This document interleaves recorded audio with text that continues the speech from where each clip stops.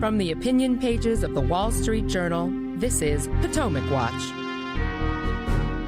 Can Joe Biden survive as the Democratic nominee for president for a second term? That's the question after an extraordinary week of turmoil inside the Democratic Party after the president's awful performance in a debate with Donald Trump on June 27th. The president seems determined to plow ahead, even as more Democrats on Capitol Hill say he ought to stand down for the good of the party and open the way for a new nominee. All I can say is we're making history these days, fast and furious, every day of the week politically. And this is where we are now. Fascinating turn of events. Welcome. I'm Paul Gigot, here with the Potomac Watch podcast for the Wall Street Journal opinion pages. And I'm here with Kyle Peterson and Bill McGurn. What an amazing week it has been. Democrats debating behind closed doors, 1,000 points of view, sometimes debating in private, sometimes in public, about whether their president can still stand for re-election. Let's listen to David Axelrod. He's a former advisor to Barack Obama, offer his view on where the campaign stands. There are certain immutable facts of life, and those were painfully obvious on that debate stage. And the president just doesn't seem to he hasn't come to grips with it. He's not winning this race. He's more likely, if you just look at the data and talk to people around the country, political people around the country, it's more likely that he'll lose by a landslide than win narrowly this race. And if the stakes are as large as he says, and I believe they are, then he really needs to consider what the right thing to do here. All I can say is, wow, very negative assessment of where the Biden campaign is. That view seems to be shared by an increasing number of elected officials who are Democrats. You had 5 last week say expressly in public the president should stand down, or in one case, Jared Golden, congressman from Maine, saying he had no view of whether the president should stand down, but he thought he would lose anyway. And then you have 4 ranking committee members for Democrats in the House say, widely reported at a meeting that was called by the House Democratic leader Hakeem Jeffries, that they thought the president would stand down. That includes Gerald Nadler of the highly Democratic district of New York City. Donors who are saying that they are not going to give any more money to the Biden campaign, and maybe not even to Democratic candidates down ballot, until the president leaves. Abigail Disney, one of the heirs to the Disney fortune, Ari Emanuel, the big Hollywood agent, Reed Hastings of Netflix, Barry Diller, the media mogul, all trying to exert pressure on Biden. So that's where we are, Bill McGurn. The president is really under siege. The problem is, this has been obvious to anyone watching the president for the past few years, and especially the past few months. And I remember how Robert Hur was savage, the special counsel, for saying that Joe Biden was an elderly man with a poor memory. And now we know he's right. And we know that the videotape is probably devastating because they won't release it. So some of the phoniness, I'm shocked that Joe Biden hasn't performed. I think it's just that it was exposed for the whole world to see. 51 million Americans watch that debate, and they can't unsee what they've seen. And I think now that the genie's out of the bottle, Democrats are looking to protect themselves. I'm not sure they're optimistic about anyone replacing Joe Biden. And the key constituency in the White House, Joe Biden, Jill Biden, and Hunter Biden. All named Biden. Not only do they not want to go, they seem to live in a world where, like the president said, I don't believe the approval ratings are that low. They're just in denial. And I will say, before I yield, one thing, I give him a little credit. Remember when Bill Clinton got caught with Monica, and everyone thought it's just a matter of days before he resigned. Everyone was calling for it. But there is something to the argument that if you tough it out, they'll get tired of calling for you to resign because you're not going to do it. And the convention, Democratic convention, is coming up soon. Joe Biden has the votes. If he's nominated, who's going to call for him to step down in August or September? I don't think so. Let's turn to another view of inside the Democratic Party about the president's standing, and that's from Chris Murphy, a liberal senator from Connecticut who was on CNN talking about what the president has to do this week to retrieve his position. This week is going to be absolutely critical. I think the president needs to do more. I'm not advising this campaign, but if I were, I would probably suggest that the president get out there and do a town hall, that he do a press conference, that he show the country that he is still the old Joe Biden, one of the best retail politicians that this country has ever seen. The president says he can do that. I trust that he can, and I think this week is going to be really critical for him to answer those remaining questions. And let's just be honest, I think there are still questions out there in the minds of many voters. Kyle, interesting to hear that from Chris Murphy, who is one of the more loyal Democrats to President Biden, a member of the left in the Senate.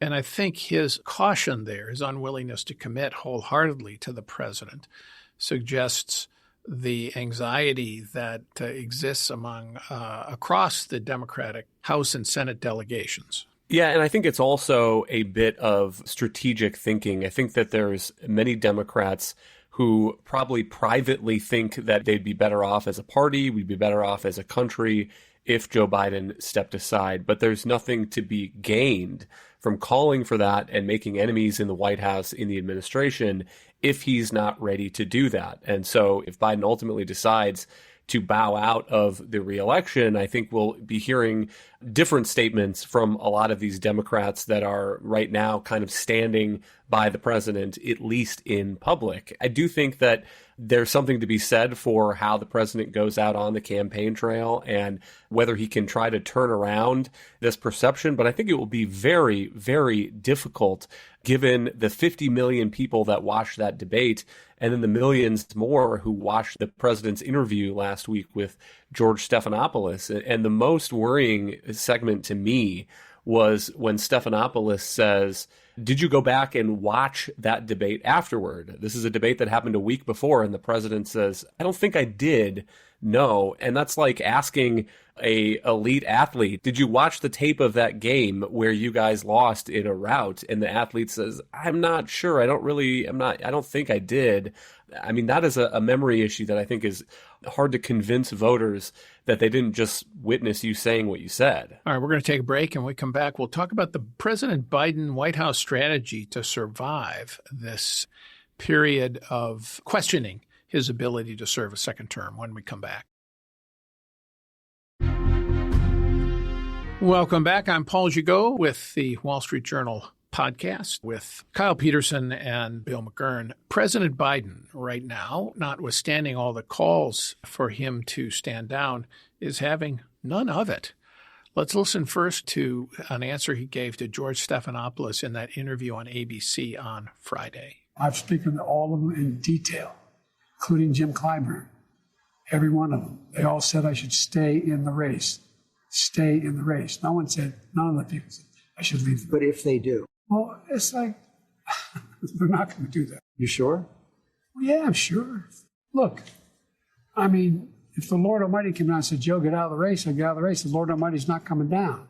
I think that's one of the truer statements he's ever said. The Lord Almighty is not coming down. My view is that given the candidates, he's clearly staying out of this race, overall this presidential race.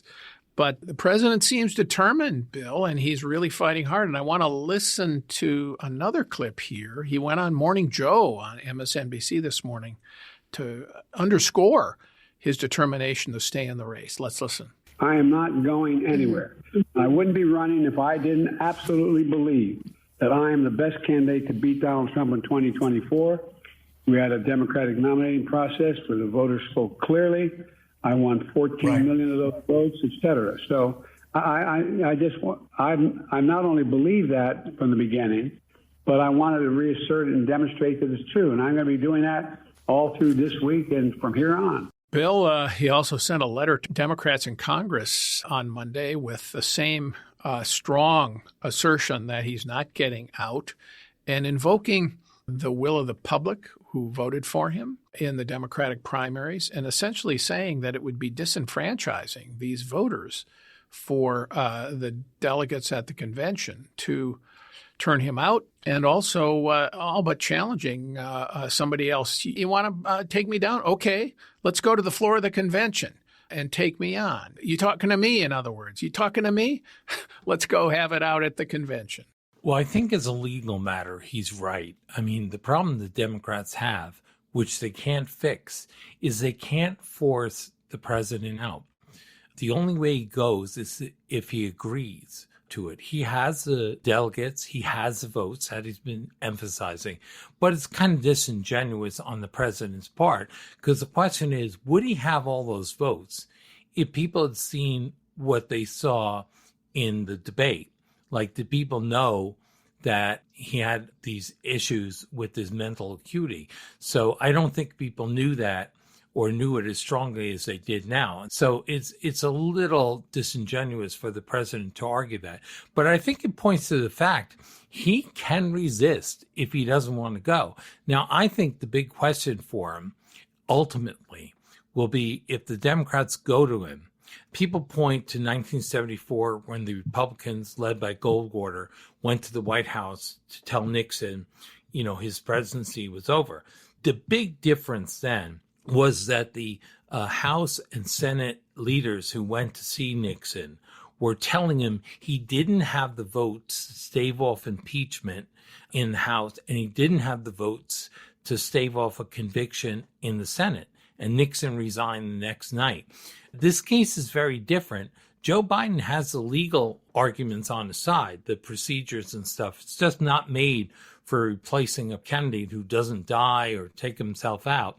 But his choice could end up being, which is worse for my legacy? Refusing to get out of the race, losing to Donald Trump, and then be blamed by the Democrats for costing them the presidency, or staying in the race and losing. And also, if he got out at this late point, he would probably still be blamed for a loss if Kamala Harris or one of the other Democrats takes his place.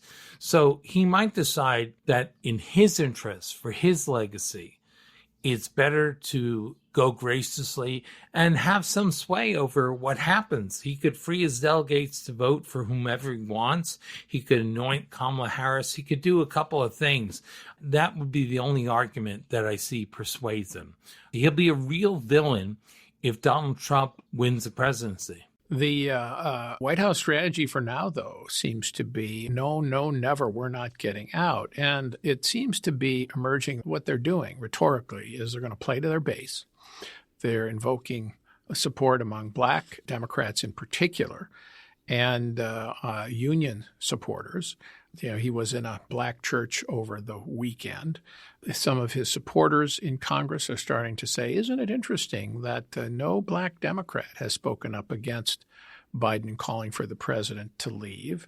And the president's saying he has the support of the people against the media, the pundits, the rich donors, Hollywood.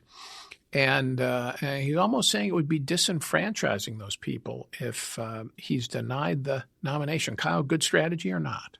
I don't buy that disenfranchisement argument at all. This is a party convention to pick a presidential nominee, and the party wants to pick a nominee who can win. And it is not that long ago that we did not have binding presidential primaries where the voters were the people who were choosing the nominee. Really not that long ago at all in the great span of American history. And as for the argument that Biden is the only guy, I mean, look at the polling. I think that it is odd. I don't know if part of it is just denialism on behalf of the president, or if he's also surrounded by a bubble of White House advisors that are feeding him only the polls that look the best for him. But the Wall Street Journal poll, this is out on July 3rd, Trump is now up by 6 points nationally, which is an enormous national lead for a Republican. And remember, a Republican, given the way the Electoral College has functioned in recent years, can maybe lose the national vote by a little bit and still have an Electoral College majority. This also from the Journal poll, 80% say the president is too old to run for a second term. I think that part of what Biden's decision here may depend on is whether he can get on the campaign trail and turn some of those polls around, or whether they stay steady and grow? Is he really going to go into the Democratic National Convention 6 or 7 or 8 points down in the national polls and hold a pep rally and say, here we are, we're going to save the country from Donald Trump again? I'm skeptical that really works.